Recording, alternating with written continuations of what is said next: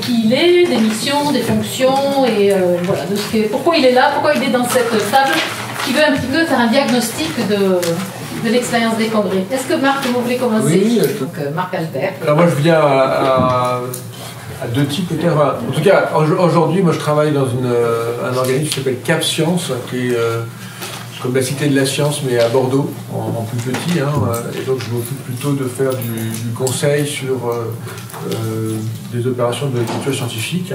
Mais en fait, moi j'ai travaillé pendant 17 ans dans le monde des salons et des congrès, dans la gestion de parcs d'exposition et de centres de congrès. Et je publie une revue sur la recherche et l'innovation dans les foires, salons et congrès. Je crois qu'il y a une recherche et l'innovation à construire dans les foires, salons et congrès. Donc voilà, je crois que j'en expliquerai demain. Donc je suis à ce titre-là plutôt, je crois, ici. Je publie des articles régulièrement. Alors, dans la revue que j'ai écrite, donc c'est facile. C'est ce qu'il y a de plus facile, hein. Je le conseille. Voilà. On a l'habitude de faire ça. Pas de rejet, voilà. Et je m'intéresse beaucoup à ce sujet, à la fois du côté des salons et aussi du côté des congrès. Donc voilà. Parfait. Catherine Gadon. Alors oui, Catherine Gadon, donc ma foi, je me sens un peu homologue de la personne qu'on vient d'entendre, donc de Marc, dans la mesure où en fait j'ai un itinéraire plutôt dans le monde de la culture, mais aujourd'hui je travaille à l'Université fédérale, et donc après avoir travaillé longtemps dans le domaine de l'art, j'ai pris la mesure de ce qu'on appelle aujourd'hui la culture scientifique, c'est-à-dire qu'en fait la science est aussi une culture, et qu'elle mérite d'être traitée comme telle. Et donc, au sein de l'université, on a développé un certain nombre d'actions.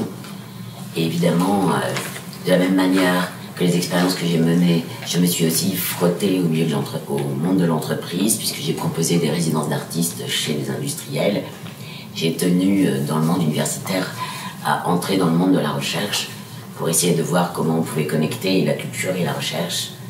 Et évidemment, jouer avec cette chose un peu démiurgique et l'art, la science, le techno, le monde de l'entreprise, tout ça mélangé pour donner des choses assez innovantes, on va dire. Mais j'arrête là. Le monde universitaire est un monde complexe et le monde de la recherche en particulier, le monde des congrès est très serré, très fermé.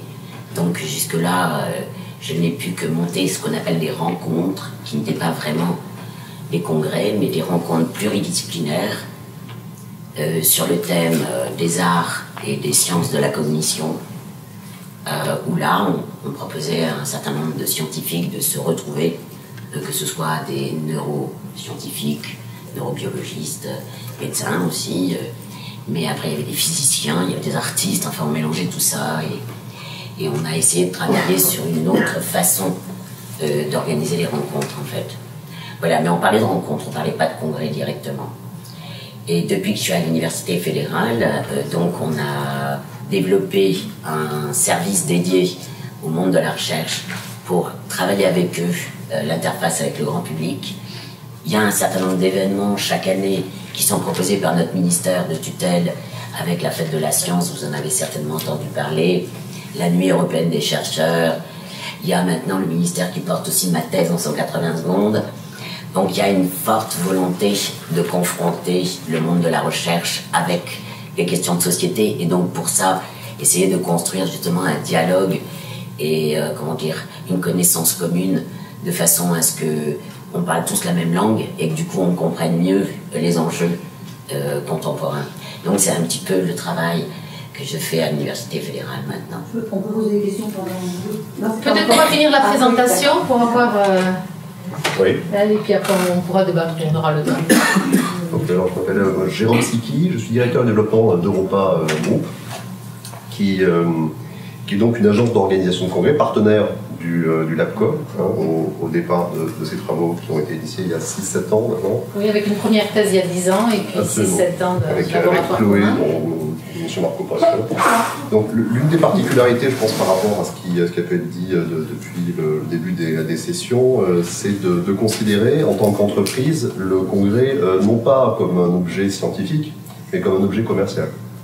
C'est-à-dire que la vocation de la société commerciale est de chercher à positionner le produit congrès, qui a donc, comme dirait un économiste, des externalités positives, fruits de ces différents revenus, comme une forme d'outil pédagogique généralement, ou de partage de savoir, de consensus éventuellement, scientifiques ou médicaux, dans le cadre d'un environnement qui est celui composé par sa communauté.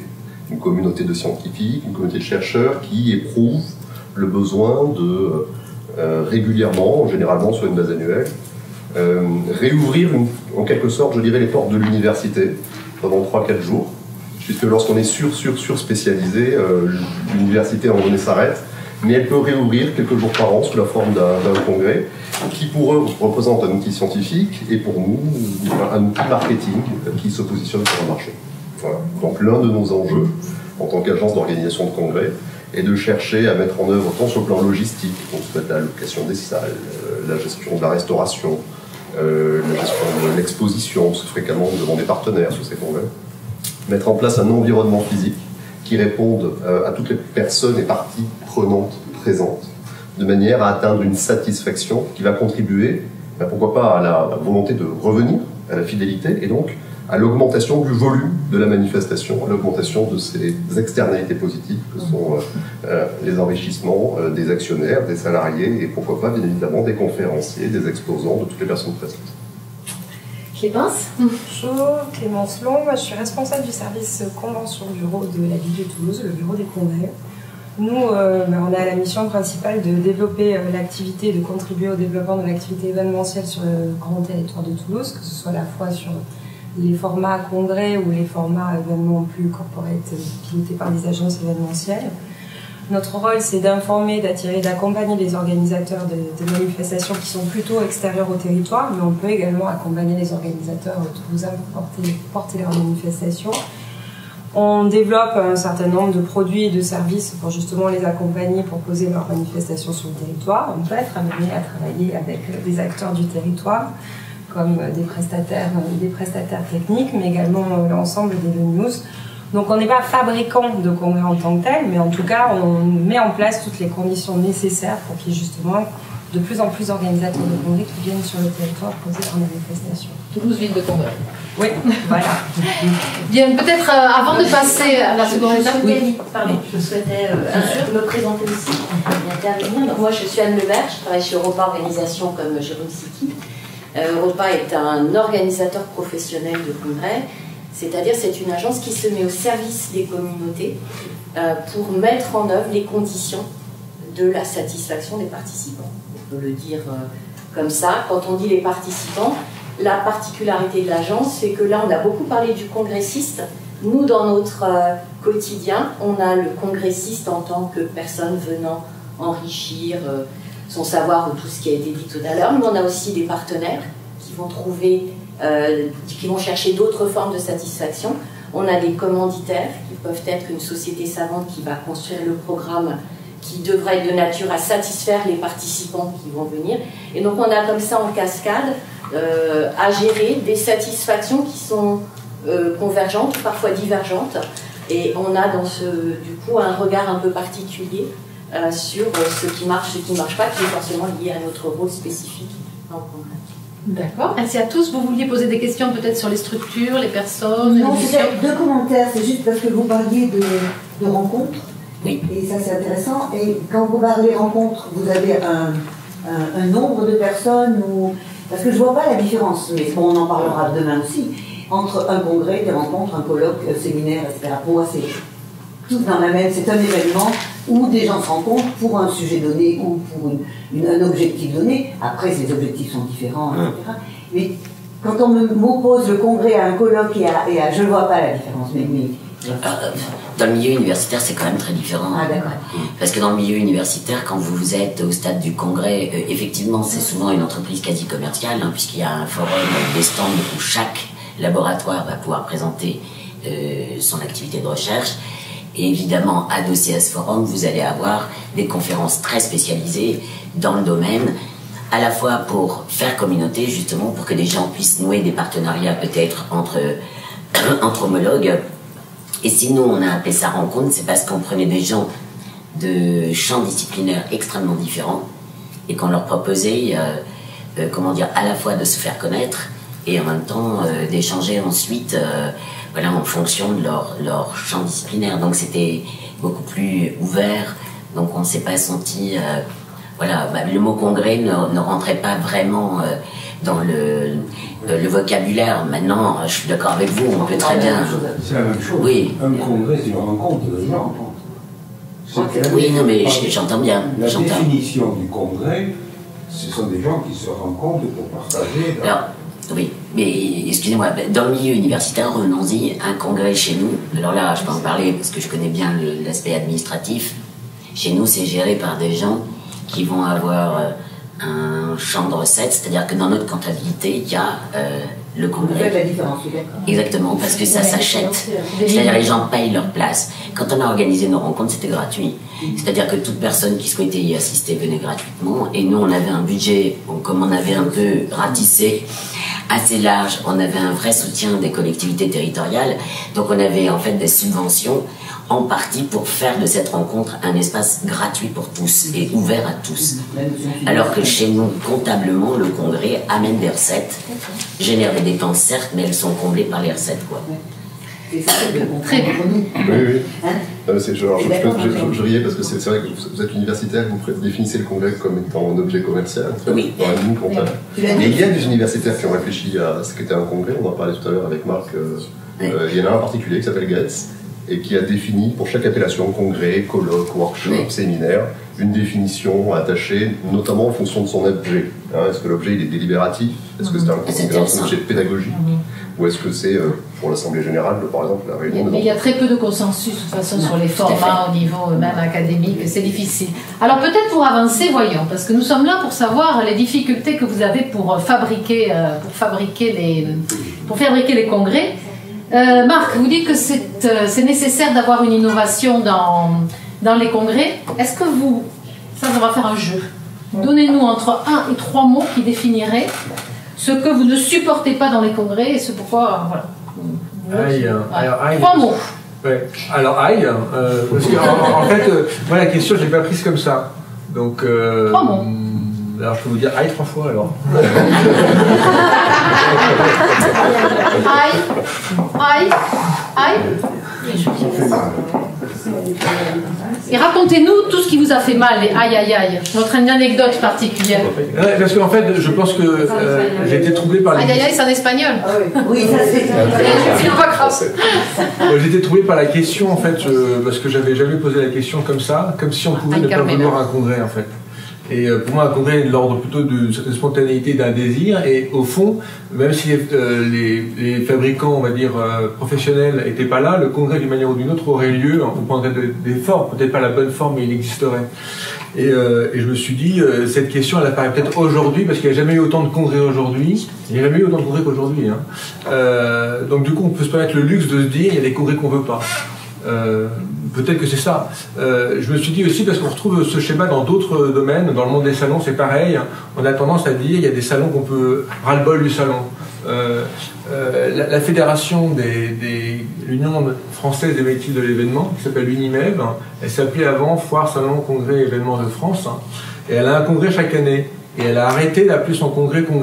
C'est-à-dire que la fédération de la profession, à un moment donné, biffe le mot congrès et le fait disparaître.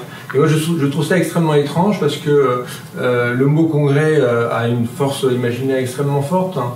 Il est très moderne et je suis pas sûr qu'on ait compris aujourd'hui à quel point il est moderne et à quel point la diversité des formes qu'il autorise, en fait qu'on est tout à fait libre de faire ce qu'on veut avec un congrès. Et que par conséquent, on peut en refuser quelques-uns si on veut parce qu'ils seraient je sais pas, trop institutionnel ou pas assez libéral ou trop obéissant à telle et telle mécanique, hein. Mais au fond que le congrès est un lieu de liberté et on fait ce qu'on veut. En revanche, je suis pas sûr sur une question de volonté.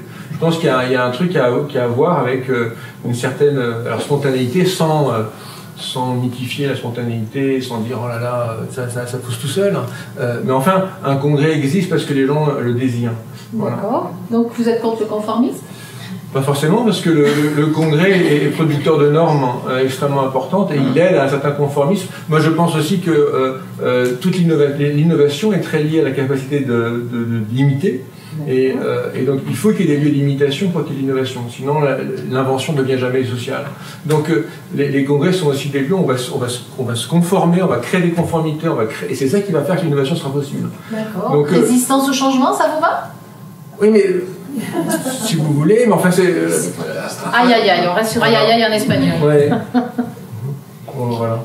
D'accord. Ali, tu aurais 3 mots ce que tu ne supportes pas dans les congrès? Bah, le problème, c'est que moi, je les organise. D'accord. Si je ne les supporte pas, c'est que je ne suis pas contente du travail que j'ai fait, en fait. D'accord. Alors, soit je me place en tant que censeur des gens pour lesquels dont je dois obtenir la satisfaction, donc je vais valider ou pas leur droit à être satisfait sur tel ou tel point. D'accord. Soit j'essaye de me mettre à leur place et c'est moi que je peux mettre en difficulté. Donc la position, elle est un petit peu ambivalente. Ce que je dirais, nous on est évalués et je m'évalue sur ma capacité à apporter la satisfaction des interlocuteurs que j'ai sur le congrès. Celui dont je ne veux pas, c'est celui soit dont j'aurais pas su faire ressortir le besoin. D'accord. Et donc du coup, ou ayant bien compris le besoin, je ne serais pas en mesure d'amener la satisfaction. Je peux dire que ça. Après, oui, j'ai des contraintes dans mon métier qui font que je peux avoir compris les besoins et pas avoir les moyens de donner la satisfaction. D'accord. Et tu peux les identifier? Financier. D'accord. Parce que ça, après, voilà. Financier et du temps et de l'argent. Mon temps, mon argent, enfin celui de mon entreprise et le temps des gens qui le co-construisent dans sa phase de préparation, dans sa phase de... Ok. Catherine?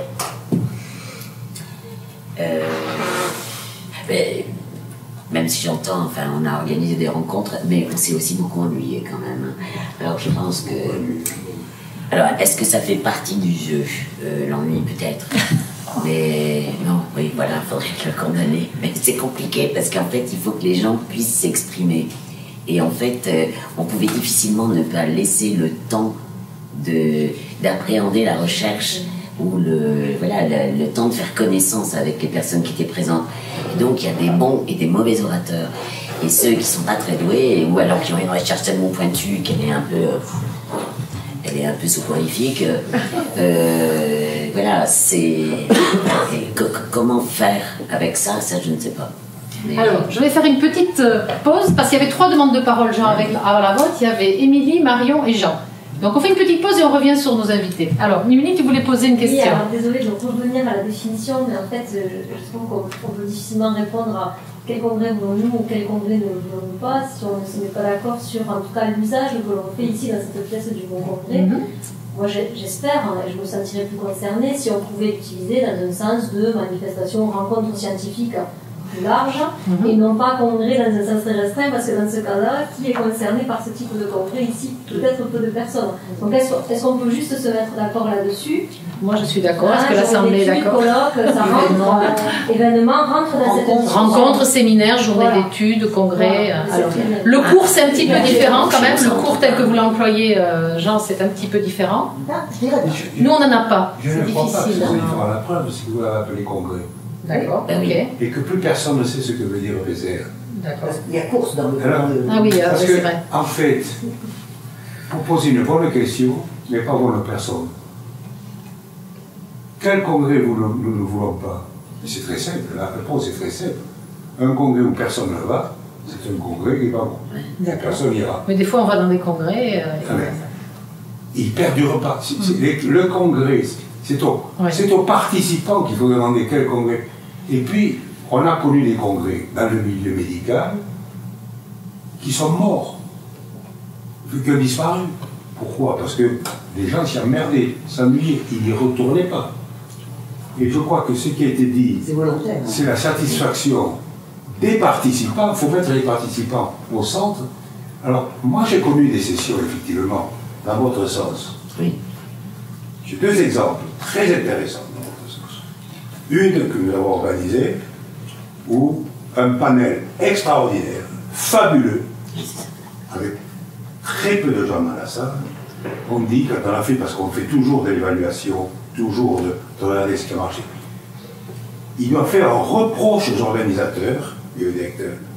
Le niveau des participants n'est pas assez élevé pour comprendre ce que l'on disait.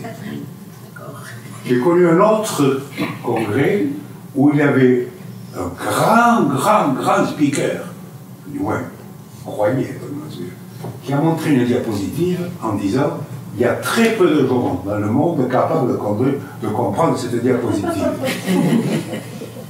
Entre guillemets, vous êtes trop con pour le comprendre. Heureusement, mais je vais quand même essayer de vous en donner quelques mots. Heureusement, à la fois, on était au fond de la salle, les gens dormaient. Et donc, ils n'ont pas compris ça. Mais ça disparaît. Ce congrès-là, s'il n'y a pas la satisfaction, il va disparaître, ce congrès. Et qu'effectivement, il faut de l'innovation pour s'adapter au temps futur, pas au temps présent. Il faut de l'innovation pour s'adapter au temps futur, de telle sorte que dans quelques années, dans 3-4 ans, il y ait des gens qui ont envie d'aller dans des congrès.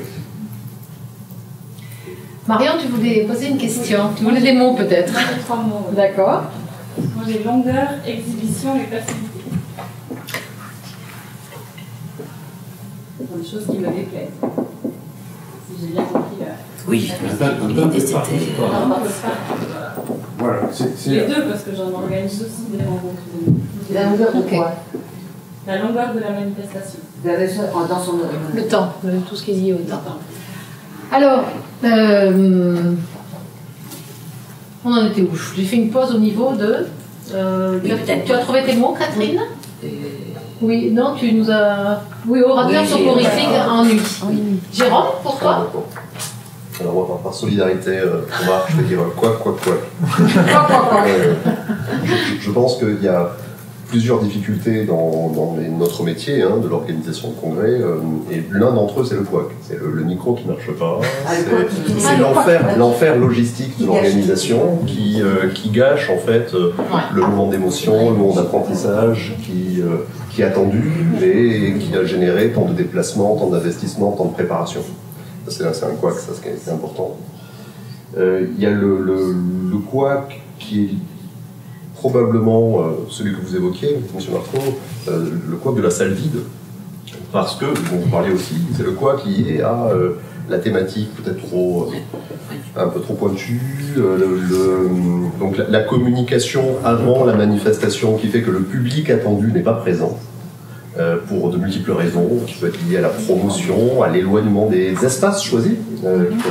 Les manifestations nationales. Voilà. Et puis je pense qu'il y a le couac dans la salle qui est lié pour le coup à l'orateur qui malgré tout dans le congrès a un rôle tout à fait central et à la solitude qui peut être la sienne face à un message qui ne passe pas par rapport en fait à son auditoire, qui ne passe pas probablement de son fait puisque d'une certaine manière il a pris la responsabilité ce jour-là de se lever devant la salle et de prendre la parole pour assumer quelque chose. Donc l'orateur soporifique, tu veux... D'accord. Clémence? Mais tout ça, mis bout à bout, va laisser aux congressistes ou à l'érateur un expérientiel de territoire. C'est-à-dire un expérientiel de territoire. C'est-à-dire qu'on va se souvenir, un congrès, nous en tant que territoire, il faut que tout se passe bien de A à Z. Il faut que ce soit, les gens arrivent facilement, il faut que la salle soit de qualité, il faut que le programme soit de qualité, il faut que tout ça soit mis bout à bout pour qu'il y ait un merveilleux souvenir de ce congrès dans telle ville. Et souvent sur des congrès itinérants, on va se souvenir de tel congrès à Bordeaux parce qu'il y avait tel orateur, tel congrès à Londres parce qu'on a fait tel expérientiel, et tout ça, ça va mettre en place une dynamique de réputation, de destination. Et du coup, c'est tout ça, nous, mis bout à bout, qui est important en tant que destination. D'accord, donc finalement, c'est lié aussi à la logistique. Accessibilité de la ville, un endroit confortable pour dormir, une salle qui est bien équipée avec de la sono et des sièges confortables, des orateurs de qualité, des prestataires techniques de qualité. Donc ça, c'est tout l'idéal. C'est l'idéal. Mais qu'est-ce qui vous fait peur? Quel est vraiment votre... Là, bête noire. Quel congrès nous ne voulons pas? Nous, en fait, on veut tous les congrès. Hein. D'accord. Voilà, on ne ferme la porte à personne. Hein. À partir du moment où il y a de l'événementiel qui potentiellement peut arriver sur le territoire, nous, on est là, on les accueille et on leur ouvre grand les bras. Par contre, il faut qu'il y ait un ressenti qui soit positif. D'accord, mais dans votre réalité, quelle est votre bête noire dans les congrès? Qu'est-ce que vraiment vous avez eu comme obstacle majeur qui a fait que vous avez eu du mal à fabriquer les congrès? Mais moi, j'en fabrique pas. On fabrique rien, on accompagne. Donc il n'y a pas eu de couac dans les accompagnements des couacs, il y en a par rapport à des concurrences sur d'autres destinations, sur des prestations diversifiées, mais il n'y a pas, on n'organise rien en tant que tel. On n'est pas organisateur de manifestation. En fait, je pense que si je comprends bien ce que vous dites, je ne sais pas si ça existe le mot harmoniser la communication entre les différents acteurs locaux. Oui. Donc ça, c'est votre enjeu. Oui, mais c'est notre rôle aussi. On a un rôle d'animation du réseau et des prestataires du territoire. Donc assurer la bonne communication, les liens entre les différents acteurs. Oui. D'accord. Frédéric et après Hervé. Je voudrais apporter une toute petite contradiction. Je pense que ce qui est important dans le congrès, c'est le totem. Le totem, c'est celui qui porte, incarne le congrès. Et ce qui est proposé, la valeur qui est proposée à la communauté. Et si la valeur proposée à la communauté est telle, l'endroit où ça se passe, l'endroit où les gens dorment, c'est pas important. Et le meilleur exemple, je suis peut-être mieux placé que le professeur Marco pour en parler, ce sont les premiers cours PCR organisés à Toulouse, où les orateurs, les participants venaient du monde entier, dormaient à Albi, à Carcassonne, à Auch. Les routes, il y a 25 ans, n'étaient vraiment pas les mêmes. Et peu importe ce qui était proposé à la communauté, la valeur scientifique, le savoir, la manière dont ça nourrissait leur pratique quotidienne, était telle que peu importe le lieu, et je dirais les conditions de vie. Et je crois que vous avez raison, ce sont des dimensions extrêmement importantes, mais pas fondamentales. Mais c'est en ça que je vous dis que nous, ce qui est important, c'est l'expérientiel, au global, à la fois la partie logistique, la partie savoir. Voilà. C'est-à-dire que le congressiste va retenir quelque chose d'un congrès, parce que peut-être ça va être sur le côté savoir, ça va être sur autre chose, mais il va associer ce congrès-là à la destination en se disant, voilà, ce congrès-là dans telle destination, je m'en souviens parce que, voilà. C'est pas... Et vous êtes tous d'accord sur le mot totem? Est-ce que le fait que le congrès soit incarné, c'est un congrès finalement qui nous fait rêver? Moi, c'est le projet. Oui, le totem peut être un projet, pas une projet. Oui, le projet, le totem, l'incarnation. La notion de totem, je veux dire, quand je dis la chose, mais qu'est-ce que les organisateurs, ça marchera si on propose quelque chose qui puisse attirer les gens. Vous pouvez vous pouvez faire un congrès ou ce que vous voulez, vous appelez un nom, dans un endroit magnifique. Mais si c'est un projet qui n'intéresse personne, il n'y aura personne. Ce qui est important, c'est le projet, le contenu, la façon. Et les gens, l'exemple qu'a cité Frédéric, c'est le produit qui était proposé, le concept, les objectifs, faisaient que des gens acceptaient de venir du Canada ou des États-Unis ou d'Espagne et d'aller loger à Carcassonne, et ça les amusait le matin de prendre un bus pour venir au Palais des Congrès à Toulouse. Et parce que effectivement, ce qui les intéressait, c'était le contenu de ce qu'on leur apportait qui donnait satisfaction à leurs objectifs, à leurs besoins et attentes. Si on ne tient pas, si on ne met pas au milieu les besoins et attentes de personnes qui vont être motivées pour venir au congrès, vous pouvez faire ce que vous voulez, ça ne marchera pas. Pour qui, pourquoi et comment? Alors, Hervé? Oui, Jérôme, Jérôme parlait de la thématique et Frédéric parlait tout à l'heure on veut tous les congrès. Et donc, dans une perspective peut-être marxiste, moi je pose la question dans un contexte peut-être néolibéral, capitaliste, comme vous voulez. Est-ce qu'aujourd'hui, vous les organisateurs, est-ce que vous n'attendez pas ce que la thématique est en rapport avec une valeur d'échange qu'une valeur d'usage, pour parler de comme Marx? Est-ce qu'aujourd'hui, autrement dit, est-ce qu'aujourd'hui, vous les organisateurs, est-ce que vous vous attendez pas à ce que la thématique soit accrocheur de telle manière que dans une vision peut-être, dans une logique néolibérale, vous parvenez à être en accord avec la chose proposée? Oups. Moi j'entends ce que dit c'est Hervé. Oui, Hervé. Parce que j'allais poser une question très naïve, parce que je crois que je suis donc vous l'avez compris, dans mon monde, le monde universitaire, les congrès c'est une ligne budgétaire, alors donc il faut bien préciser si c'est un congrès ou pas un congrès, parce qu'on attend des recettes, etc. En plus service public, donc c'est le trésor public, ça rentre dans un endroit et ça y sort plus, hein, c'est... mais ce que je crois comprendre, c'est qu'en fait, les organisateurs de congrès que vous êtes, vous allez chercher une thématique, parce que chez nous, c'est les chercheurs qui... Alors, non, mais je pose une question totalement naïve. Hein. J'essaie de comprendre. C'est-à-dire que, par exemple, vous allez avoir un choix de thématique en vous disant, tiens, la fameuse valeur ajoutée dont parlait Hervé, c'est-à-dire en ce moment, c'est... Je vais être un peu caricatural aussi, hein. C'est la mode de tel sujet... donc il faut qu'on voit qui on peut agréger sur un sujet comme celui-ci. Donc on va chercher peut-être des équipes de recherche, des entreprises, et votre boulot à vous, c'est de mettre tout ça en musique, en fait, faire un peu chef d'orchestre d'un congrès que vous inventez, vous. Parce que moi, vous voyez, à l'université, en fait, c'est les chercheurs qui inventent leur congrès. Je veux dire, ils ont envie de se rencontrer entre eux au niveau international, ils inventent leur truc, on fait... je sais plus, l'année de... Enfin, voilà, un congrès sur la chimie, machin truc, et pouf, il y a l'ensemble des personnes touchées par ces questions à l'échelle planétaire qui viendront à cet événement. Voilà, donc ma question, elle est là. Et en fait, parce que du coup, enfin, je comprends mieux, enfin, ça rend les choses un peu plus compliquées, quoi. Je veux dire, à tout petit peu, c'est-à-dire, on comprend que c'est un peu difficile de parler ensemble, quoi. Enfin, juste alors peut-être qu'on pourra apporter un élément de réponse à votre question, Hervé. Alors, moi, je relève là, dans votre question l'évocation de l'utilité de l'usage, de sorte.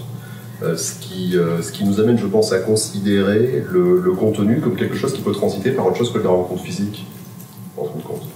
Et d'une certaine manière, le questionnement qu'on peut se poser, c'est celui du transfert de connaissances par les réseaux sociaux, professionnels, l'éducation par le digital, en quelque sorte, qui peut ou pas d'ailleurs s'opposer ou se complémenter avec l'éducation par l'intermédiaire de la rencontre physique et du congrès en particulier. Alors, et juste sur le congrès, je pense qu'il y a il y a plusieurs types de congrès, et il y a un congrès, une acceptation, à mon avis, du congrès dans le milieu universitaire, qui est plus dédié en fait à l'objet de la communication scientifique. C'est ça. C'est-à-dire qu'en fait, les participants sont tous des orateurs, issus de l'appel à la communication, tout à fait. Qui prennent la parole parce que la communication a été acceptée, ce qui a provoqué la création de la ligne budgétaire dont vous parliez tout à l'heure. Et d'une certaine manière, en fait, le congrès, dans ce cas précis, ce qui nous amène à l'interroger, non pas c'est l'analyse des participants, mais l'analyse de la satisfaction des orateurs, puisque est-ce que eux communiquent leurs travaux devant le bon parterre. Je pense qu'il y a aussi dans ce qu'on parle de... Effectivement, c'est là qu'on parle pas le même langage. Alors j'ai posé une question à Monique il y a quelques jours, quelques semaines, en France. Si j'ai bien compris, en disant, par tradition, l'université est faite pour construire du savoir ou la connaissance et pour transmettre cette connaissance. Oui. Nous sommes d'accord là-dessus. Très bien. Ça, c'est un monde. Et qu'effectivement, à partir du moment où on est d'accord avec ça, ce que vous dites, il y a des chercheurs qui vont peut-être se rencontrer pour... Ça, c'est la première chose. Et c'est intéressant, une petite catégorie de gens dans ça. Voilà, ils sont très En resserrés. aucun cas, mais le monde n'est pas fait que de ça. Le monde est fait de millions de gens, en France, par exemple, et en Europe, de millions de gens qui ont une activité professionnelle. Ces gens qui ont une activité professionnelle, quelle qu'elle soit. Et nous aussi, on est professionnels, les sociales. Oui, Ça, on a une activité professionnelle. Oui, parce que quels qu'ils soient, ont une activité professionnelle, les gens qui ont une activité professionnelle, et qui ressentent le besoin d'améliorer leur performance dans cette activité professionnelle afin de surmonter les obstacles, surmonter les difficultés, régler les problèmes de façon à avoir du succès. Et effectivement, si on fait des rencontres de gens, et maintenant, on n'est pas là pour parler du passé, mais on doit parler pour construire l'avenir, parce que c'est la réflexion sur le passé qui nous fait construire l'avenir. Moi, j'ai connu l'époque où il y avait 2 congrès de médecine par an aux États-Unis, il n'y avait pas en Europe, où il y avait des présentations d'abstract, de recherche. Et ensuite, participant à ça, mon patron me demandait de faire une synthèse, une réflexion pour la transmettre aux praticiens autour pour voir ce qu'ils pouvaient retenir de ça. Maintenant, sur la thématique que vous voulez, si vous voulez, on peut faire un colloque. J'aimerais y participer. Sur l'éducation transformative learning, j'adorerais participer à un colloque là-dessus. Sur l'éducation des adultes, je n'ai suivi aucun cours. Je ne suis jamais allé à l'université pour ça. Je ne suis jamais allé dans un congrès pour ça. Par contre, je passe mon temps, je trouve toutes les informations que j'ai besoin sur Internet. Donc ce matin, j'ai entendu le mot robot. Il faut faire très attention, parce que s'il n'y a pas de l'innovation dans ce qu'on fait, et si on reste dans un système figé, effectivement, le problème financier sera réglé dans 4-5 ans. Il suffira, ou 10 ans, de demander à un robot de présenter un travail de recherche. Vous mettez la machine, puis chez vous, et le robot, blablabla, il vous raconte le truc. Oui, Marc. Il y a une source d'innovation qui me paraît en fait présente devant nous, simple. C'est simplement je trouve l'existence de la question qu'on se pose aujourd'hui d'un regard critique sur les congrès. C'est une question qui apparaît maintenant, c'est-à-dire en 2020, nous, ça fait du fun. Oui, enfin, ça fait peut-être 10 ans ici, mais au fond, dans la profession comme ça, ce regard, cette espèce de critique, je trouve, apparaît maintenant de plus en plus un regard critique sur les formes que prennent les salons, ou prennent les congrès. Vous avez un Hollandais qui avait écrit Meeting Architecture Manifesto il y a une dizaine d'années, Van Estel, je ne sais pas si vous le connaissez. Enfin, il y a aujourd'hui, de plus en plus, et dans les salons c'est pareil, il y a toute une série de sujets où on commence à regarder la forme. Et moi je pense que les congrès comme les salons, comme les événements, en fait, et c'est marrant de voir l'apparition du mot événement, parce qu'en fait il fait une sorte de corrélation avec l'idée d'une actualité. Je pense que le congrès est aussi un enregistrement, comme il y a une écriture, comme il y a une chorégraphie, il y a un congrès. Il faudrait trouver un mot, alors c'est pour ça que le mot congressturgie, en fait, il peut aider à ça.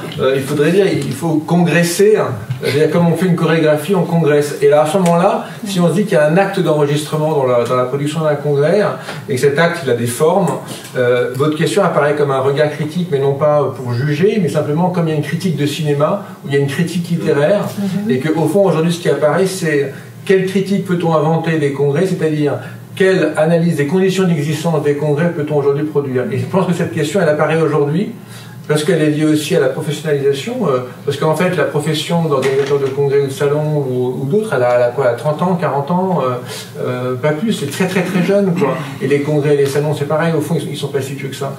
Donc, il y a cette naissance de la critique, et aujourd'hui qui est prise en charge par personne. Hein. Dans la profession, il n'y a personne qui qui a un regard, je sais pas, je pense à Serge Danet dans le cinéma par exemple, il y a personne qui ferait une analyse critique d'un congrès en disant tel plan s'est bien passé, tel acteur a bien joué, etc.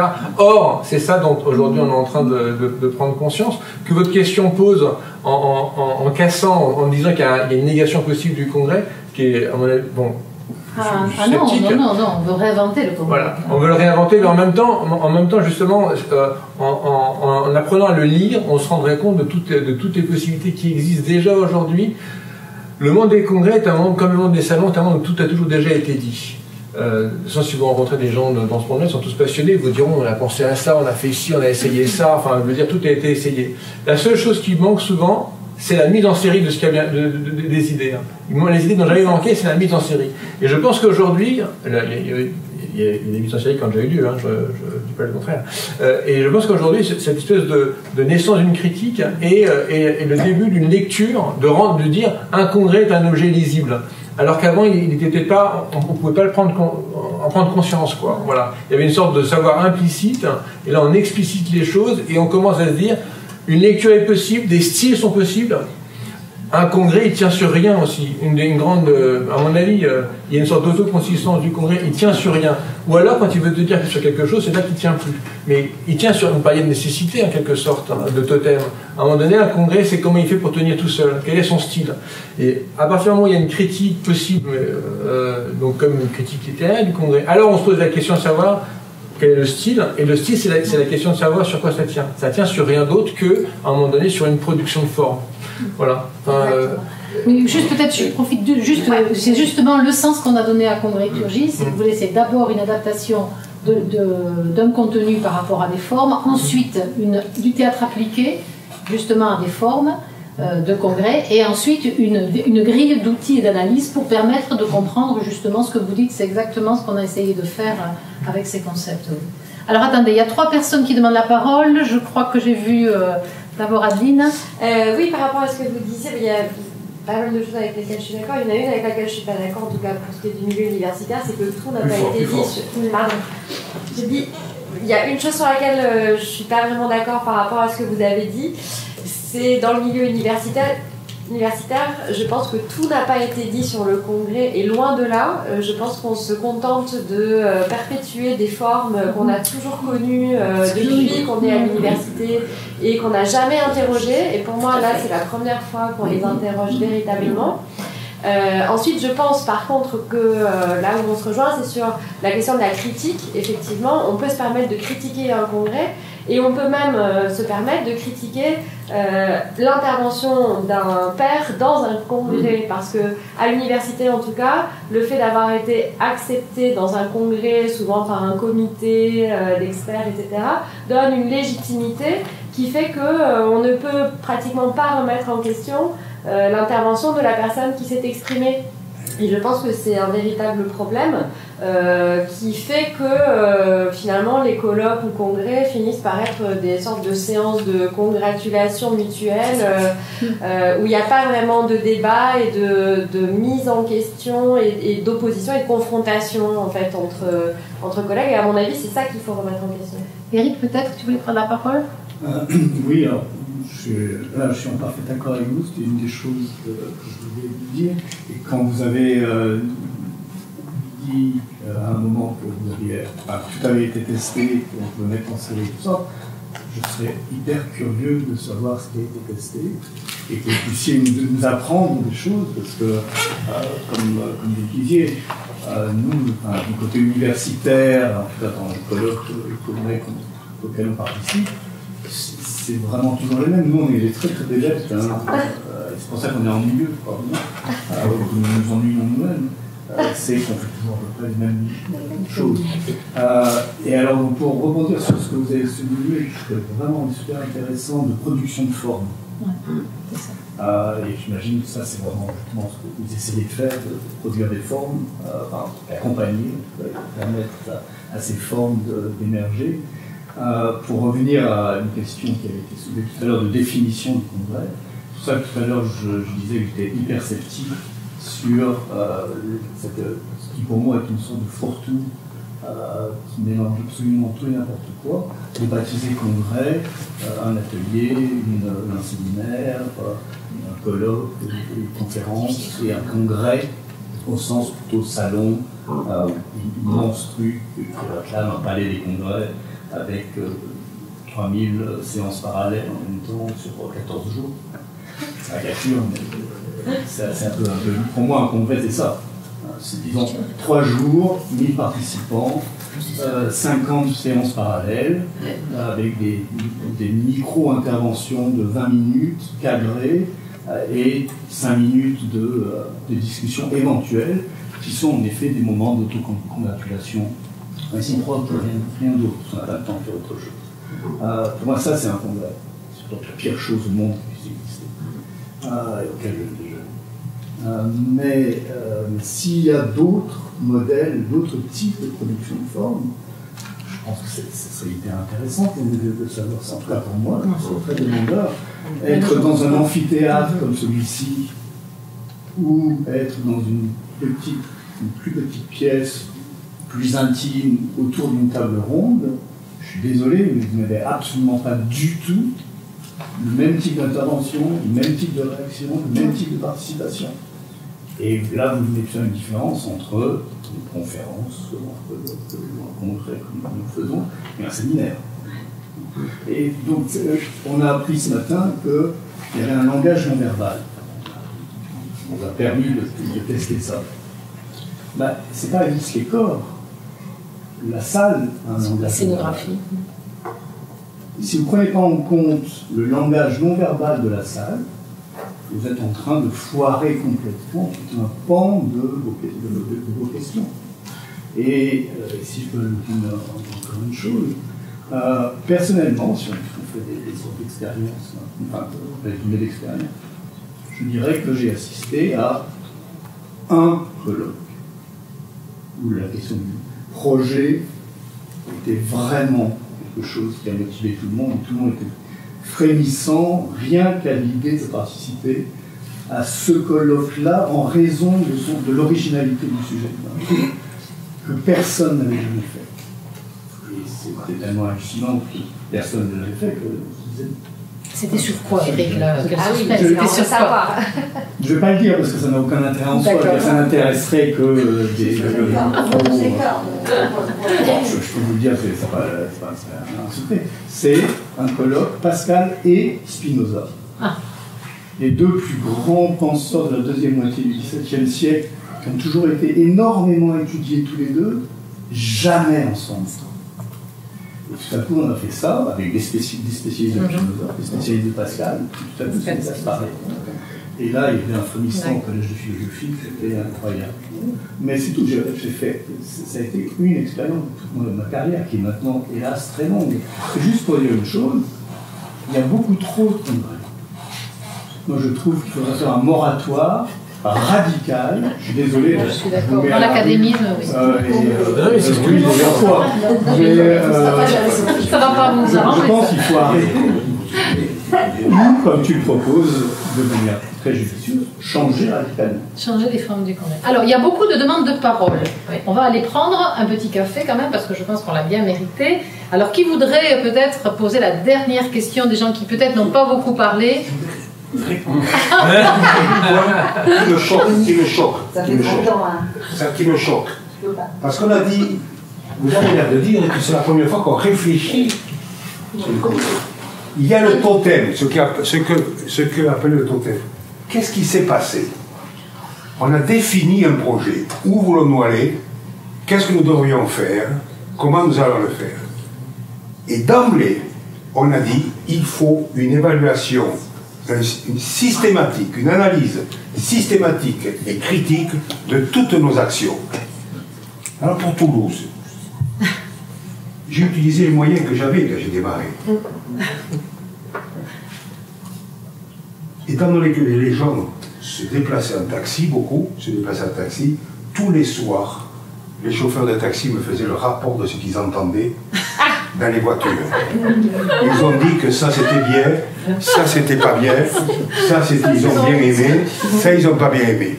Et puis ensuite, nous avons demandé, quand j'ai commencé à travailler avec Europa Organisation, de structurer ça avec un professionnel qui nous fasse, et depuis le début, on analyse. Et on analyse les sessions, on va peut-être innover, on fait cette innovation, ça marche bien, et puis il y a la session avec la salle vide. Pourquoi il y a la salle vide? Quelle est la raison pour laquelle il y a la salle vide? Quel est le problème qu'il y a la salle vide? Alors, nous avons eu la mauvaise idée, tant pis, c'est une mauvaise idée d'utiliser, j'ai essayé de poser ça, c'est une mauvaise idée, la théorie de l'océan bleu. Hein, okay, je ne sais pas si vous connaissez, avec les 4 cadrans. Mais c'est une façon, quand il y a quelque chose qui ne marche pas, on le supprime. Mais est-ce qu'elle a été transmise, cette réflexion critique, cette analyse? Parce que c'est ça, si ça reste. Et ça a servi, oui, ça a servi. C'était au sein de ce qu'on a fait. C'est professionnel. Au sein de ce qu'on a fait. Et alors, dans quel cadre? Dans le cadre de. Alors, on l'a appelé cours. Et au sein de l'université? Non, c'est post-universitaire. C'est l'enseignement post-universitaire. C'est cardiologie. Alors après, il y a ce que veut faire l'université. Quel est le rôle de l'université dans les congrès? Ça, c'est un autre problème. Mais il y a tout un monde. Mais il y a une réflexion qui est faite chaque année pour toutes les sessions, pour tout en fonction des objectifs de chaque session. Il y a une analyse critique qui est faite, systématique, pour savoir s'il faut continuer, s'il faut aller dans un autre sens, ce qu'il faut améliorer. Et bien entendu, j'ai entendu dire des choses ici qui me font couper les jambes, déjà qu'il n'y en a pas beaucoup. Et bien entendu, ça n'a pas marché parce que cet orateur, il est casse-burne. Et bien, il ne vient plus. Point terminé. C'est fini. Mais il est important maintenant. Très bien, c'est fini. Je suis pas tout à fait d'accord avec toi là-dessus. Parfait. Bien, moi je vous propose qu'on aille prendre une pause café. Vous avez